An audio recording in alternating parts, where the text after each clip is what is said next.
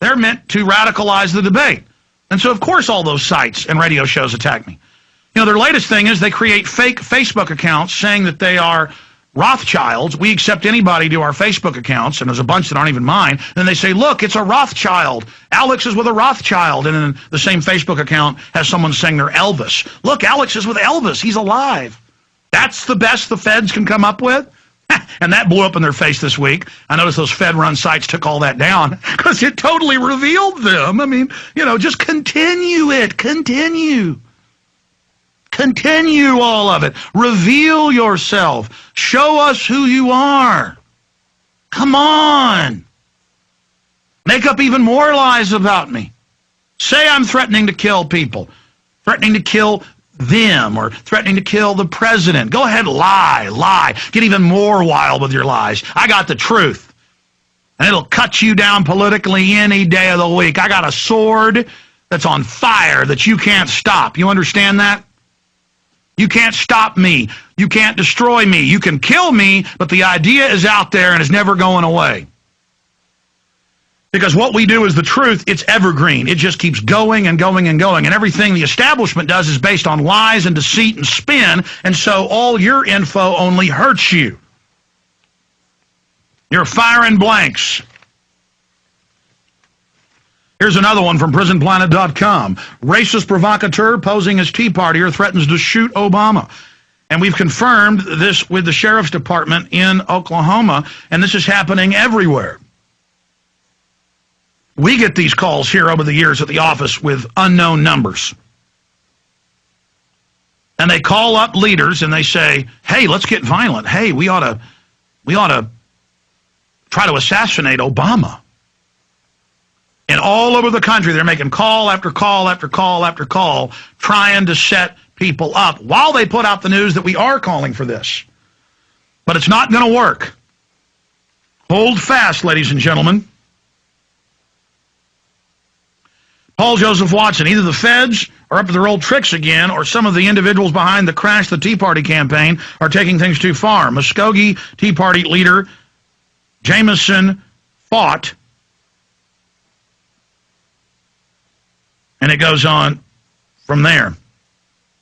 Received a call yesterday from a man who tried to get him to agree to shooting the president, a clear attempt to entrap as anarchists prepare to stage false flags at today's tax rallies in an effort to frame the Tea Party movement as violent radicals and racist. And this is being done strategically to the militias, to conservatives, to gun groups. They're trying to ban rallies, ban free speech. We talked to, in fact, try to get him on for 10 minutes in the last hour, the founder and head of Oath Keepers, Stuart Rhodes, because we posted his press release yesterday. They had to cancel their D.C. gun rally because the feds were so mad about it. That's why I told you can't really have a big gun rally in D.C. They always do this. People claiming to be Oath Keepers and 3%ers said, we're going to show up with guns, we're going to get violent. And I don't know if it was wise what Rhodes did. You might have well just shown up and used this as a strategic victory by exposing these people as feds when they did it. I probably would have gone ahead with it. But maybe he's wise to just point out they're trying to provocateur. But if we allow them to do this on every front, they'll just shut us down. And they're wily, folks. I mean, you can show up and operatives will then say, you're not supposed to be here, get out of here, you're bad, and then edit video and do other things, or they'll use weak-minded people that they'll provocateur to create an illusion of a fight going on. They've got a lot of different programs and tactics, and we've learned how to identify them. Law-abiding Tea Partiers are apparently baffled by what's happening. And law-abiding Tea Partiers are apparently being infiltrated and made to look extreme, writes Andrew W. Griffin of the Oklahoma Watchdog. Growing evidence points to provocateurs that bring to mind the protests of the Vietnam War era and COINTELPRO. And then they go through all the evidence of it. Now it's in the mainstream news. A very important article. We'll cover more later. Here's another one. Beaverton teacher faces investigation over Tea Party infiltration. Not only is he a teacher, he's got huge city contracts. Jason Levin, to run their computers, the Portland man who caused a ruckus over his plans to infiltrate Tea Party protests in an aim to discredit them, teaches in a Beaverton middle school and now faces an investigation by the Teacher Standards and Practices Commission. And the AP reported that his site crashed the Tea Party that we first exposed here, ahead of the AP, is calling to pose as racist, pose as extremist, pose as crazies, go out with fake signs.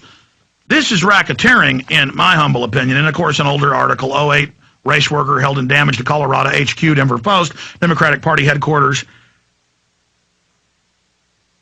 Democratic Party headquarters has an arrest record and a history of helping a Democratic political candidate, public records show. Again, one of the two people suspected of shattering 11 windows Tuesday morning at the state Democratic Party headquarters has an arrest record and a history of helping Democratic political candidates, public records show.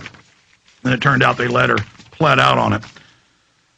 Okay, all right, I'm going to go to your calls. I said I was, and we're running out of time here because Dr. Paul Craig Roberts is coming up and Lord Christopher Monckton. And I've got all this other news I want to get into. But right now, let's go to Herman in New York. Herman, you're on the air worldwide. Yes, hello, Alex. Can you hear me? Yes, sir. Yes, I have two questions. But first, I want to make one point. You're absolutely right. They're beating the war drum. Rachel Maddow is coming out with some special where they're talking about Timothy McVeigh, and she's incorporating that with anti-government movement. And every single time they talk about anti-government movement, they also talk about terrorism, and and everything you're saying is pretty much being cultivated. And I told you for 3 months, they're building towards mid and late April for staged terror attacks. Absolutely. But my two questions are, number one, why is the Anglo-American establishment targeting Iran? And the second question is, after they're finished with Iran, which country do you believe they'll target next? Thank you. Very good questions. I appreciate the call, Herman.